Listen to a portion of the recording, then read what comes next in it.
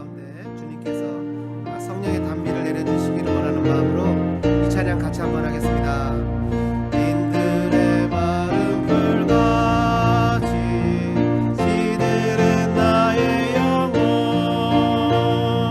주님의 허락한 성령 간절히 기다리네.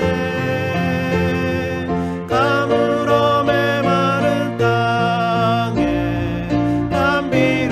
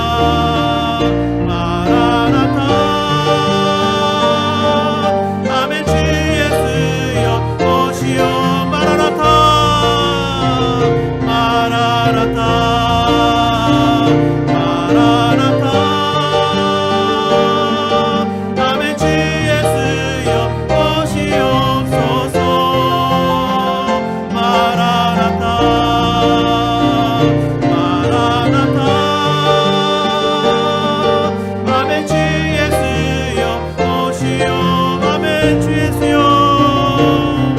아멘 주 예수여 오시옵소서 아멘 주 예수여 아멘 주 예수여 오시옵소서.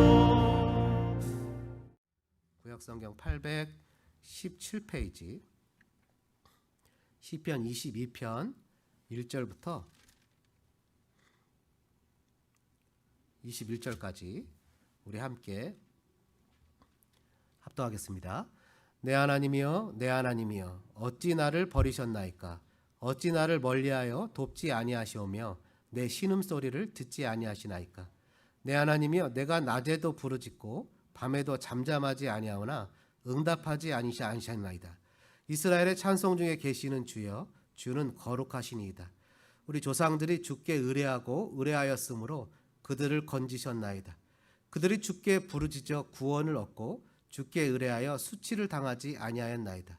나는 벌레요 사람이 아니라 사람의 비방거리요 백성의 조롱거리니이다. 나를 보는 자는 다 나를 비웃으며 입술을 삐죽거리고 머리를 흔들며 말하되 그가 여호와께 의탁하니 구원하실걸 그를 기뻐하시니 건지실걸 하나이다. 오직 주께서 나를 모태에서 나오게 하시고 내 어머니의 젖을 먹을 때 의지하게 하셨나이다. 내가 날 때부터 주께 맡긴 바 되었고 모태에서 나올 때부터 주는 나의 하나님이 되셨나이다. 나를 멀리하지 마옵소서. 환난이 가까우나 도울 자가 없나이다. 많은 황소가 나를 에워싸며 바산의 힘센 소들이 나를 둘러쌌으며 내게 그 입을 벌림이 찢으며 부르짖는 사자 같으니이다.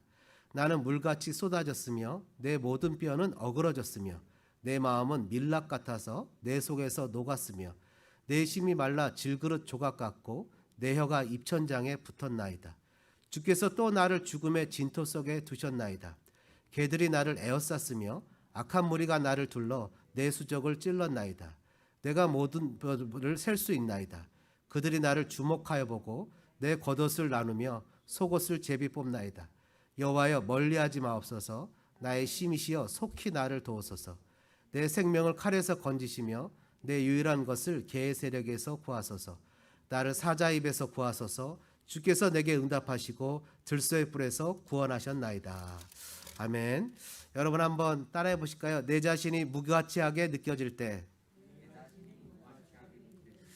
죄송합니다. 제목을 좀 파지티브한 걸로 좀 잡아야 되는데 이게 좀 제목이 좀 우울하죠? 다시 한번 해볼까요? 내 자신이 무가치하게 느껴질 때.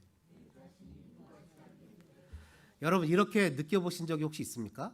아 나는 뭐 왜 이래? 나는 월슬리스 나는 쓸데없어. 아 내가 할 수 있는 게 없네. 내가 도대체 뭘 할 수 있을까? 하면서 내 자신에 대한 어떤 그 무기력함, 내 자신에 대한 어떤 연약함 뭐 이런 거 혹시 느껴보신 적이 있습니까? 지금 코로나 19 때문에 사람들이 병에 걸려서 죽는 것보다 우울증 때문에 자살하는 숫자가 더 많다고 하는 거 엊그저께 금요일 날 뉴스에서 나오더라고요. 미국에서 코로나 19보다 죽는 숫자보다 그 우울감이나 이런 우울증 때문에 자살하는 숫자가 더 많아졌대요. 왜냐하면 집에서 세이프 앳 홈하고 자가격리하고 살다 보니까 사람이 너무 우울하고 뭐 열심히 또 살던 사람들이 그냥 모든 것을 다 잃어버려서 그냥 무기력해지고 이게 어떡하지? 살아가는 게 이게 맞나? 내가 이렇게 살아가는 게 맞나? 하나님 뜻이 도대체 뭔가? 라는 여러 가지 고민과 여러 가지 생각 속에 빠져서 삶에 그냥 뭐 이런 안타까움의 현실이 있는 거죠. 얼마 전에 트럼프 대통령 싫어하시는 분들 많이 계시는데 트럼프 대통령이 그런 얘기를 했어요. 우리는 우리만의 경제가 아니라 세계의 경제를 책임져야 된다고. 그러면서 이게 어려워도 다시 경제를 열겠다고. 그 얘기는 코로나 19 때문에 사람들이 많이 확진자가 늘어나고 또 병원이 막 넘쳐나도 이제는 셧다운하는 것은 없겠다고 이렇게 얘기를 했습니다. 밀고 가겠다는 거죠. 아픔을 안고 주어진 길을 가겠다는 거예요. 여러분 아픔을 안고 주어진 길을 가겠다는 결심은 그 사람을 좋아하든 안 좋아하든 대단한 결심이라고 저는 생각합니다. 많은 사람들이요 어려움을 겪으면 피하고 또 어려운 일 있으면 도망가기도 하고 힘든 일 있으면 숨기도 하고 그런 일들을 반복해서 삶을 살아가는데 무엇인가 나한테 직면했을 때 그것을 이기며 견디며 나간다는 건 대단한 노력과 수고가 필요합니다. 오늘 시편에 있는 이 시편 기자는요 22편 1절에 보니까 이렇게 외치죠. 내 하나님이여 내 하나님이여 어찌 나를 버리셨나이까? 어찌 멀리하여 돕지 아니하십니까? 하나님이 지금 멀어요. 그죠? far. 하나님이 so far from saving me. 나를 구원하는 것부터 하나님이 너무 멀어요. 근데 나에게 지금 고난과 환난은 near 바로 옆에 있어요. 이런 상황 속에서 하나님이 멀리 계시고 하나님이 나를 정말 돕지 않는 것처럼 그러면서 신음소리를 듣지 않으십니까? 여러분, 우리가 잘 알지요? 환난과 어려움을 당하면 우리는 어떻게 해야 됩니까? 환난과 어려움을 당하면 여러분 어떻게 하시죠? 우리는 익히 다 배워서 알아요. 고난과 환난과 역경이 오면 우리는 기도하죠. 근데 2절에 보십시오. 이렇게 얘기합니다. 내 하나님이여, 내가 낮에도 부르짖고 밤에도 잠잠치 아니하오나 응답하지 아니하십니다. 낮과 밤을 얘기하면서 하루 24시간 내내 주님 앞에 부르짖고 잠잠치 아니하는데 주님이 응답하지 않아요. 여러분, 고난이 오면 우리가 어떻게 하라고 배웠습니까? 야고보서에서도 마찬가지로 얘기하죠. 야고보서에 뭐라고 표현합니까? 5장 13절에 너희 중에 고난당하는 자가 있느냐? 그는 기도할 것이요. 고난 속에서 하나님 앞에 낮에도 기도하고 밤에도 기도하고 부르짖고 잠잠하지 않는데 뭐라고요? 기도 응답도 없어요. 응답하지 아니하시나이다. 여러분, 평상시에 우리가 고난이나 역경을 당했을 때보다 한 단계 더 깊은 고난 속으로 들어가 있다는 것을 알게 되죠. 내 자신이 할 수 있는 게 아무것도 없어요. 내 자신이 무엇인가를 하려고 할 때 정말 그것을 할 수 있는 힘도 없고 무엇인가를 하나님 앞에 어프로치해서 하나님을 붙잡을 만한 힘조차도 없어요. 자신의 존재감이 완전히 무너지는 절대 절망을 경험하고 있다는 거예요. 절대 절망. 어떤 희망이나 소망이 있어서 내심으로 해보려는 노력조차 허사가 되고 내가 무엇인가를 하려고 하는 그런 노력과 애씀과 수고조차도 모두 무가치하게 느껴질 때 오늘 시편 기자는 어떻게든지 그런 것을 생각하면서 어렴풋이 하나님을 떠올리고 신앙으로 내가 이겨야지, 어떻게든지 이걸 내가 신앙으로 이겨봐야지 라고 얘기하지만 7절에 사람들이 자기를 비방합니다. 6절 하반절부터 사람의 비방거리요 백성의 조롱거리니다. 나를 보는 자는 다 나를 비웃으며 입술을 삐죽거리고 머리를 흔들며 말하되 그가 여호와께 의탁하니 구원하실걸 그가 기뻐하시니 건지실걸 하나이다. 막 너무 얄밉죠. 껄껄하면서 우리의 신앙마저 조롱하면서 예수 믿는데 한번 해보지, 한번 견뎌보지, 주님이 구원하게 오는 걸 그렇게 믿음을 한번 살아보지 하면서 우리가 껄껄하면서 우리의 신앙마저 조롱하면서 내심으로는 하나님의 옆에 하나님 앞에 손을 내밀 수 있는 그런 심조차 없는 완전 절대적인 절대 절망에 빠진 상상할 수 없는 무력감, 자신의 힘으로는 도저히 빠져나올 수 있는 우울감, 하나님에 대한 위안과 확신을 발견하고 미래를 직면할 수 있는 현실이나 여건이 정말 넉넉하지 않은 이런 상황 가운데 시편 기자는 과연 이 절대 절망에서 벗어날 수 있을까요? 여러분들에게 이런 경우가 간혹 계십니까? 인생에 있어서 정말 모든 것이 다 하늘이 무너져 버린 듯한 그런 느낌의 삶의 현장에 그런 경험을 해보신 적이 있습니까? 이것은 이제 다 틀렸다. 이제는 더 이상 어떻게 손을 쓸 수도 없다 라고 생각해서 낮에도 부르짖고 밤에도 부르짖고 아무리 부르짖어도 하나님은 침묵하시고 하나님 나를 잊어버리신 것 같고 나는 그냥 버려진 것 같은 그런 느낌 속에서 이 정말 세상 사람들도 너 신앙 있잖아, 믿음 있잖아, 신앙으로 살아본다며 라고 하는 조롱과 환멸과 멸시 같은 그런 정말 비참함을 내 자신이 정말 무가치하게 느꼈던 것을 여러분들 혹시 경험해 보신 적 있습니까? 다윗은 오늘 그 마음을 지금 노래하면서 다윗이 그것을 어떻게 이겨냈는지를 우리에게 이야기를 하고 있습니다. 그냥 고통과 고난이 아니에요.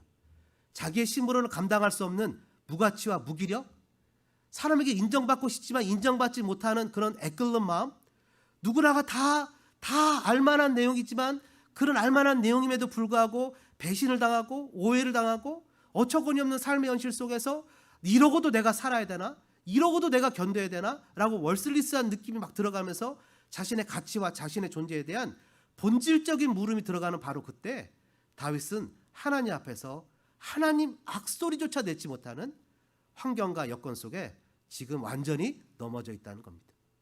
어떻게 이런 가치관 속에서 일어날 수 있을까요? 여러분, 오늘 본문 3절과 4절, 5절에 보니까 이런 힌트를 우리에게 줍니다.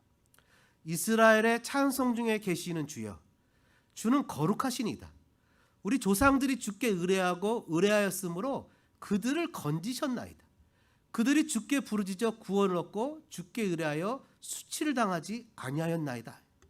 여러분, 내 자신이 무가치하게 느껴질 때 저 깊은 곳에서 하나님을 생각하게 된다는 거예요. 하나님을 생각하는 힘이 생기는데요. 여러분, 주석에 보면 이걸 뭐라고 표현하냐면, 이 역경과 어려움 속에서도 다윗은 나는 하나님 앞에 속한 사람이지 라고 얘기했다. 이렇게 주석에 써 있어요. 근데 그 주석이 저는 동의가 안 되는 거예요. 왜 동의가 안 되냐면 다윗은 이런 생각을 하는 거예요. 나는 이렇게 하나님 앞에 무가치하고 무능력하고 하나님 나를 응답하지 않고 하나님 나에 대해서 전혀 어떤 리스판스도 없는데 갑자기 머릿속에서 하나님에 대한 생각이 좀 떠오르는데 3절에 하나님은 이스라엘의 찬송 중에 계시는 주여. 이 얘기는 무슨 말이냐면요, 이스라엘의 찬송이라는 보좌 위에 계시는 주님이란 뜻이거든요. 그러니까 하나님은 나 같은 자의 고난과 무가치함과 역경이나 인정받지 못하는 아픔 가운데 계시는 분이 아니라 하나님은 거룩하고 뭐라고 표현했어요? 주는 거룩하시니다. 3절에 그분은 본질적으로 거룩하시기 때문에 이런 추잡함과 더러움과 아픔과 고통에 계시는 분이 아니라 그분은 저 멀리 계시는 분이야 하면서 뭐라고 표현해요? 6절에 나는 벌레고 사람이 아니고 사람의 비방거리고 백성의 조롱거리입니다 라고 생각하니까 하나님은 거룩하신 분인데 나는 그렇지 못한 존재라는 것에 자각이 생기지 않았나, 저는 이렇게 생각이 된다는 거예요. 그러면서 그 비참함이 극에 달한다는 거죠. 하나님은 거룩하신 분인데 그분은 찬양을 받고 그분은 영광을 받고 그분은 무엇인가 좋고 행복한 것에 계시는 분이지 나처럼 이렇게 사람들이 조롱하고 뭐라고 표현해, 나는 벌레고 나는 사람이 아니고 사람의 비방거리고 백성의 조롱, 나 쉽게 얘기하면 나는 죽어야 돼. 나 같은 자는 살아서 아무 소용이 없어. 나 같은 자는 무슨 의미가 있어? 나는 절망 가운데 그 죽음의 현장 가운데 그 지옥과 같은 곳에 주님이 과연 계시겠냐 이거죠. 저는 이것이 그렇게 보이는 거예요. 제가 멘탈 프로블럼 좀 있습니까?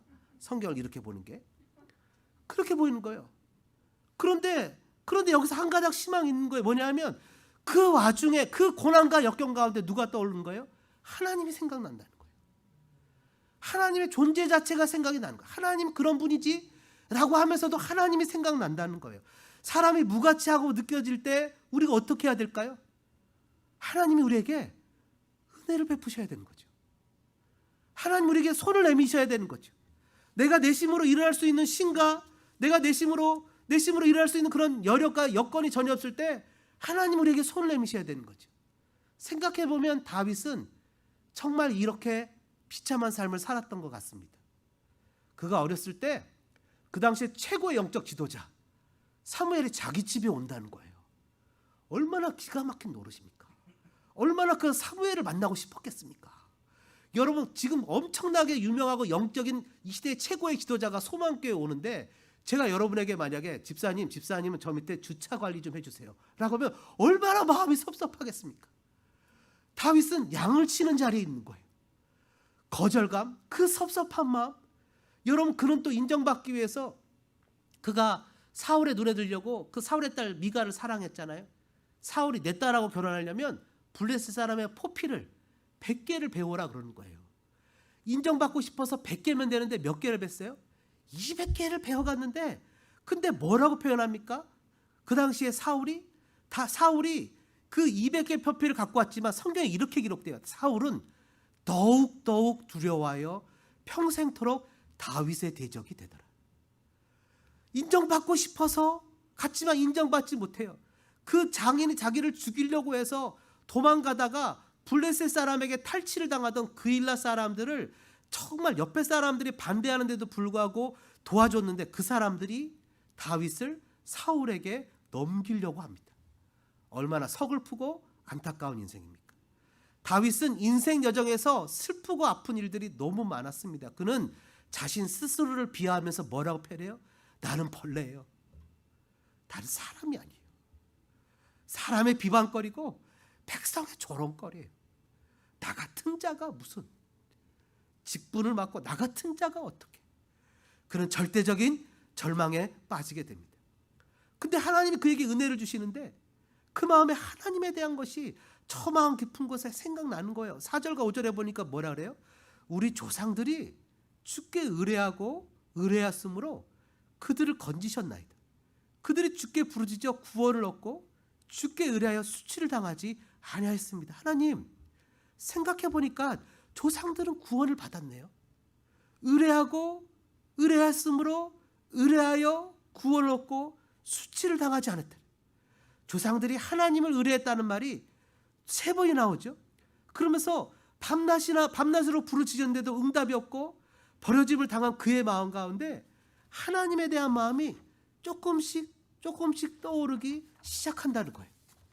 여러분, 모세가 마지막 죽기 전에 가나안 땅에 들어가려는 수많은 그 백성들을 놓고 설교했던 것이 바로 신명기입니다. 신명기의 말씀을 읽을 때 제 마음에 이렇게 확 꽂히는 그런 구절이 있었는데 그 말씀은 뭐냐면, 그 단어는 뭐냐면 바로 기억하라는 단어예요. 기억하라. 잊지 말아라.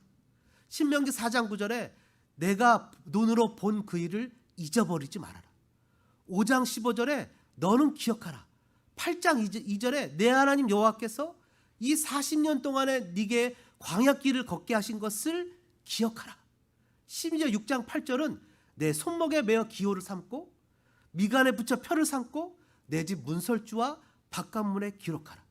신명기에 기억하라는 말이 14번, 잊지 말라는 말이 12번이나 나옵니다. 이 절대 절망의 순간에 하나님을 기억하는 거예요. 근데 그게 내심으로 되는 게 아니에요. 예수님이 요한복음 14장 26절에 뭐라 그러셨냐면 보혜사 곧 아버지께서 내 이름으로 보내실 성령 그가 너에게 모든 것을 가르치고 내가 너에게 말한 모든 것을 생각나게 하리라. 하나님이 우리가 절대절명의 무가치한 존재라고 아프고 힘들다고 내 자신이 정말 월슬리스하다고 생각되는 그 순간에 하나님의 말씀이 생각나게 하신다는 거예요. 여러분, 저는 여러분들이 정말 자신의 존재에 대해서 무가치하게 느낄 때 주님의 말씀이 생각나시기를 주님의 이름으로 축복합니다. 여러분, 인정받지 못해서 너무 힘들고 마음이 괴로울 때 하나님의 말씀이 생각나시기를 주님의 이름으로 축복합니다. 견디지 못하고 참지 못해 하나님의 뜻이 무엇인지 침묵하시는 하나님 가운데 어쩔 줄 몰라서 쩔쩔매는 현장 가운데 하나님의 말씀이 생각나시기를 주님의 이름으로 축복합니다. 절대 절망 가운데 주님이 생각나게 하시는 거예요. 임금들 앞에 잡혀가면 무슨 말을 할지 너희들 두려워하지 말아라. 성령이 다 생각나게 하실 거야. 하나님의 은혜 가운데 우리들의 삶의 절망 가운데 정말 좌절하고 넘어졌을 때 주의 성령께서 우리들의 마음 가운데 오셔서 생각나게 하시는 축복이 내가 무가치하게 느껴질 때 우리를 일으켜 주실 것입니다. 여러분, 하나님이 왜 침묵하시는지는 잘 몰라요. 하나님이 왜 이렇게 침묵하셔서 이 안타까운 기간을 우리에게 주시는지는 잘 모르겠어요. 하나님이 왜 우리에게 이런 절대 절망의 시간에 침묵함을 주시는지를 모르겠어요. 친한 사람끼리 어디 여행을 하거나 할 때 막 떠들고 웃다가 조용하게, 아니 밥을 먹을 때도 막 웃고 떠들다가도 말을 안 해도 별 어색함이 없습니다. 근데 친하지 않은 사람끼리 밥 먹을 때 침묵이 가면 되게 어색합니다. 하나님과의 관계에서 아주 하나님과 나의 친한 친밀감이 있으면 그 침묵의 기간에 묵상이 되기도 하고 뭔가 영적인 기가 막힌 인사이트를 생각하기도 합니다. 근데 내가 하나님과의 친밀과의 관계가 좀 어려움을 겪고 있을 때 그 침묵은 나를 너무 힘들게 합니다. 더군다나 사람들이 나를 조롱하고 비웃고 7절 8절에 신앙을 가지고 내가 하나님의 뜻 가운데 어떻게든 꿈틀보려고 하는 것들을 나를 블레임할 때는 주님을 붙잡을 힘조차 사라집니다. 시인은 17절에 보니까 내가 내 모든 뼈를 셀 수 있다고 고백하는데 이거는 얼마나 마음에 고민스럽고 고생스럽고 입이 바짝바짝 말랐는지 살가죽이 뼈에 달라붙었다는 것을 표현하는 말입니다. 그냥 피골이 상접한 거죠. 완전히 그냥 살이 다 빠져서 뼈밖에 남지 않았어요. 그러나 팡세는 이렇게 얘기합니다. 침묵은 과정이다. 하나님이 왜 침묵하시는지 이해할 수 없지만 침묵은 과정이라는 거예요. 하나님이 왜 이 고난과 역경에 더군다나 약속하신 대로 부르짖는 과정 가운데서도 하나님을 부르짖는데도 불구하고 2절 끝에 나오는 대로 응답하지 아니하시는지 나는 다 이해하지 못하지만 하여튼 이것은 과정임에 틀림없다. 이런 생각이 들어간다는 거죠. 근데요, 여기서 멈추면 복음은 아니죠. 복음은 이 침묵을 어떻게 해석합니까? 우리가 믿는 신앙은 이 침묵을 어떻게 해석하죠? 여러분 잘 아시는 대로 마태복음 27장 46절에 가시면 예수님께서 십자가에서 외치신 외침이 바로 오늘 본문 22편 1절의 외침과 똑같습니다. 예수님 뭐라고 외쳤죠? 나의 하나님, 나의 하나님, 어찌하여 나를 버리셨나이까? 마태복음 27장 46절 제90쯤에 예수께서 크게 소리질러 이르시되 엘리 엘리 라마 사박다니 하시니 이는 곧 나의 하나님, 나의 하나님, 어찌하여 나를 버리셨나이까 하는 뜻이라. 여러분, 이 다윗에 당한 우리의 삶의 현장 가운데 이 비참한 침묵의 현장은 그냥 침묵이 아니라 바로 예수님이 십자가 위에서 당하신 침묵을 생각나게 한다는 거예요. 예수님이 십자가에서 처절하게 당하신 그 주님의 고난을 생각나게 한다는 거예요. 그렇다면 내 자신이 무가치하게 느껴질 때 우리는 어떻게 그것을 이겨낼 수 있을까요? 바로 그것은 십자가에서 당하신 주님의 고난을 생각함으로 이겨낼 수 있다는 거예요. 주님은 처절하게 나의 하나님, 나의 하나님, 어찌하여 나를 버리셨나이까 라고 고백했는데 이것은 성경 전체에서 가장 심오하고 신비한 단어들이에요. 왜냐하면 하나님과 예수님은 절대로 그 친밀감과 교제 가운데서 끊어질 수 없는 분이기 때문이라는 거예요. 그럼에도 불구하고 하나님이 예수님이 그런 친밀감과 교제에서 끊어졌다는 것은 바로 그 고난 가운데 계시다는 것은 오늘날 바로 저와 여러분의 아픔과 고통과 저주와 모든 죄를 다 짊어지시기 위해서 그 역경을 걸어가셨다는 거예요. 여러분, 예수님께서는 3년을 넘게 함께 제자들과 한솥밥을 해먹고 그들을 가르치고 그들의 발을 닦고 그들과 가까 웃고 그들같이 떠들고 그들같이 전도했던 제자들에게 버림을 당했습니다. 예수님은 민망히 여기고 불쌍히 여겨서 기적을 베풀었던 그 수많은 병을 고쳤던 사람들한테 버림을 당하셨습니다. 귀신이 들렸던 사람들, 그들을 귀신을 쫓아내고 고쳐주셨던 사람들에게 버림을 당했습니다. 예수님은 자기를 위해서 돌로 떡 한 조각 만들지 않으셨지만 그 남자만 5,000명인 사람들을 불쌍히 여기셔서 오병이어의 기적을 나타내셨던 그 수많은 군중들에게 배신을 다 버림을 당하셨습니다. 온몸에 채찍을 당하시고 모진 고문을 당하시고 멸시를 당하시고 사람들의 조롱을 당하시고 처참하게 십자가에 매달리셔서 그 고통 가운데 가장 친밀하신 하나님과의 사랑과 교제도 끊어져 버리는 하나님의 침묵 가운데 버려지는 정말 그 아픔과 고난 가운데 버려짐을 당하셨습니다. 바로 나의 죄를 해결해 주기 위해서, 나의 아픔을 감당하기 위해서, 아담과 하와에게서 시작된 저주로 영원한 지옥 형벌을 받아야 하는, 땅의 저주를 받아야 하는, 가시와 엉겅퀴를 내고 이마에 땀을 내야 겨우 먹고 살아야 되는 이러한 어려움 속에 살아가는 우리들에게 죄의 문제를 해결하고 영원한 하나님 나라의 영생을 주기 위해, 그 축복을 주기 위해 주님은 처참하게 하나님의 침묵 가운데 버려짐을 당해야 했습니다.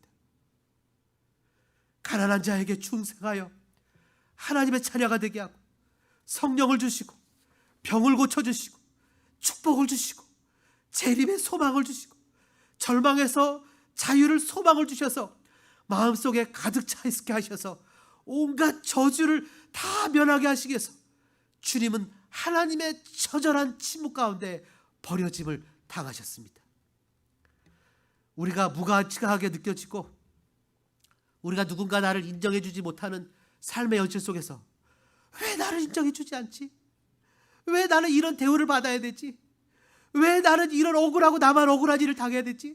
왜 나만 이런 것을 짊어져야 되지? 라고 우리의 현장과 삶의 현실 속에서 그런 것들이 왔을 때 하나님께 부르짖어도 혹시 침묵한다면, 하나님이 대답하지 않으신다면, 그것은 하나님께서 우리에게 예수를 바라봐라, 십자가에 달린 내 아들을 바라봐라 라는 메시지가 아닐까라는 생각을 하게 됩니다. 이사야서 53장 5절과 6절은 우리에게 이렇게 선포합니다. 예수님의 찔림은 나의 허물 때문입니다. 예수님의 상함은 나의 죄악 때문입니다. 예수님이 징계를 받음으로 내가 평화를 누리고, 예수님의 채찍에 맞음으로 내가 나음을 받았고, 나는 양 같아서 그릇 행하여 각기 내 길로 갔거늘 여호와께서는 나의 모든 죄악을 예수님에게 담당시키셨습니다. 예수님께서 이 땅에 오신 것은 바로 가난한 자에게 복을 주시고, 포로된 자에게 자유를, 눈먼 자에게 다시 보게 함을 전파하며, 눌린 자를 자유케 하고 은혜를 전파하기 위해서 우리 대신 모든 수고와 무거운 짐을 지고 그 모든 것을 다 짊어지고 가신 것입니다. 내가 절망에 빠지고 고난에 빠지고 저주를 받았고 내가 역경에 빠졌다고 생각할 때, 하나님이 침묵한다고 생각할 때 어떻게 해야 되지? 어리둥절해서 이렇게 해야 되나 저렇게 해야 되나, 다 포기해야 되나, 다 놔둬야 되나 라고 어떻게 알지 못할 때 주님 우리에게 이렇게 얘기하시는 것 같습니다. 내 아들 예수를 바라봐라. 베드로전서 4장 4절은 이것을 우리에게 이렇게 얘기합니다.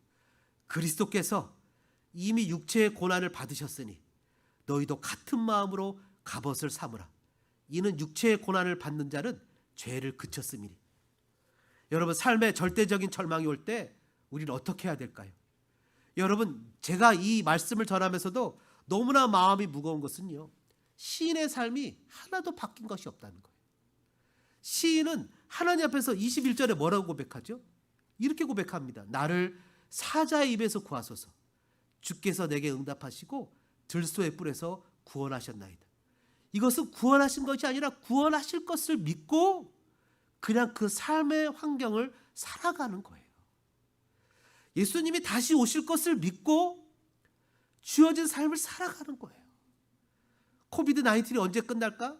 끝나기만을 바라보고 사는 것이 아니라 이것이 끝나든 안 끝나든 하나님이 나에게 주신 오늘 하루를 그리스도인으로 살아가는 거예요. 주님이 다시 오실 날을 기대하며 오늘의 고난과 아픔을 내가 견디며 살아가는 거예요. 그냥 내 자신이 무가치하게 느껴질 때도 있고, 행복해서 즐거워서 깔깔깔 웃을 때도 있고, 또 너무 인정받지 못해서 마음이 아플 때도 있고 슬플 때도 있지만, 그래도 여전히 주님 앞에서 믿음으로 주님 오실 날을 기대하면서 주어진 길을 걸어가는 거예요. 오늘 시편 기자는 그것을 얘기하는 거예요.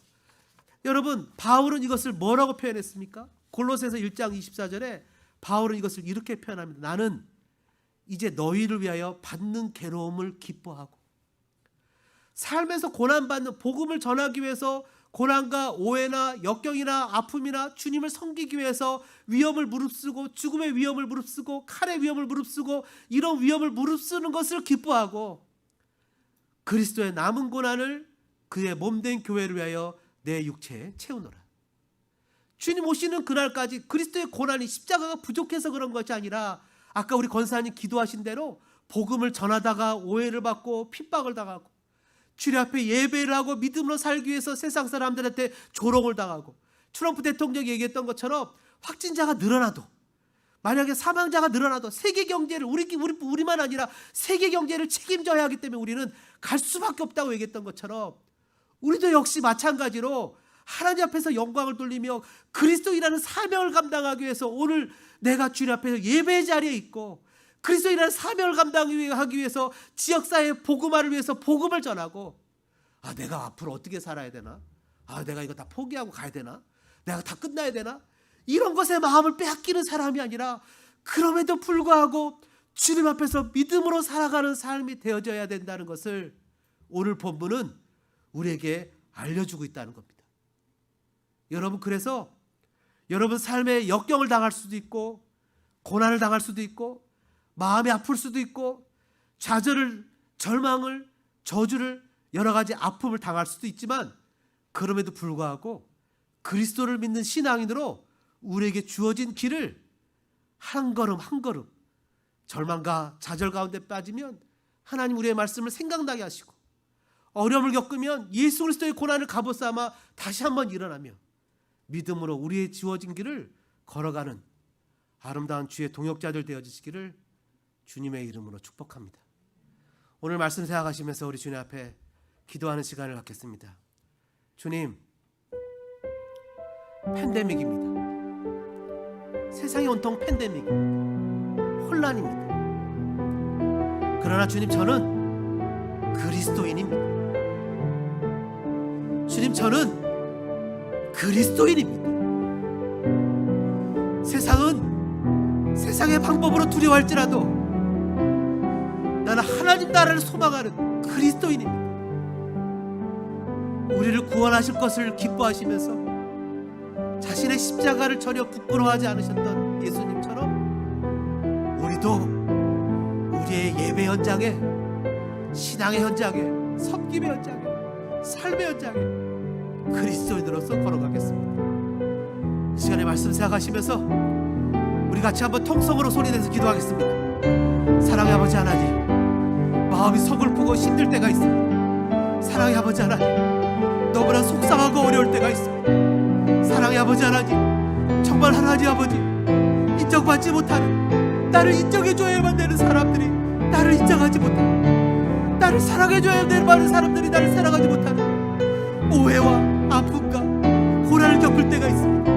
팬데믹의 혈안 가운데, 현실 가운데 사업체를 유지하기 위해서, 팬데믹의 현실 가운데 직장을 다니며 두려운 마음으로, 팬데믹의 혈안 가운데 그래도 내가 그리스도인이기 때문에 예배 현장 가운데, 그래도 내가 하나님을 믿는 사람이기에 하나님 믿음으로 결단하여 나가는 신앙의 사람들이 이 자리에 있습니다. 함께 하나 예배하고 있는 우리 사랑의 공동체들이 있습니다. 하나님 온라인으로 예배하고, 하나님 현장에서 예배하고, 제 앞에서 믿음으로 신앙으로 사랑하느라고 다짐하고 있는 믿음의 사람들이 있습니다. 바울은 자신의 삶에 나타나는 절망이나 고난에 대해서 주님을 전하기 위해 나타나는 것이라고 이야기하며 쓰러져도 다시 일어나고, 절망 가운데도 소망을 가지고 저 하나님 나라를 바라보며 예수님의 십자가를 바라보며 믿음의 주어진 길을 걸어갔습니다. 하나님, 우리도 역시 이 길을 걸어가야 될 것을 너무나 잘 압니다. 결코 만만한 길이 아니라는 것을 너무나 잘 압니다. 때로는 하나님, 우리가 결단하여 살아갈 때 경제적인 어려움이 올 수도 있습니다. 때로는 결단하여 살아갈 때 사랑과의 관계가 문제가 올 수도 있습니다. 때로는 결단하여 살아갈 때 너무나 속상하고 인정받지 못하는 삶의 현실일 수도 있습니다.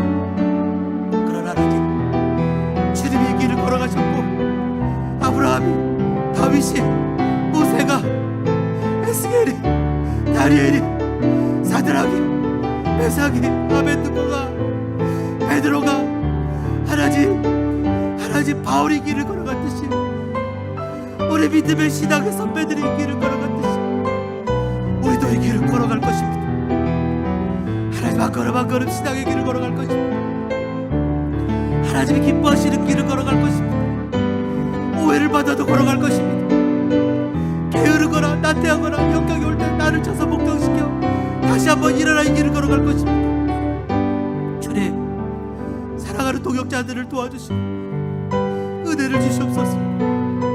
다짐하여 결심하여 이 길을 걸어가려는 사랑하는 자녀들에게 하나님 사랑을 주시옵소서. 그래서 하나님, 천국에는 예수님이 우리를 품에 안아주시고, 아들아 수고했다, 내가 너를 안다. 하나님 시부에서 얘기했듯이 원형 경기장을 달릴 때 믿음의 선배들이 우리를 바라보며 치열로 힘내라고 우리를 경지하는 그런 삶의 현장에 달려가는 하나님, 저희들 되게 도와주시고 은혜로 인도하셔서 잘 이기게 하시고 승리하여 하나님 앞에 승리의 멸관을 올려드리는 우리들 되게 도와주시옵소서. 하나님의 사랑, 주님의 눈물, 온 세상이 마여 잃어버린 영혼 찾아 오신 주님, 지금도 우리를 사랑하시네.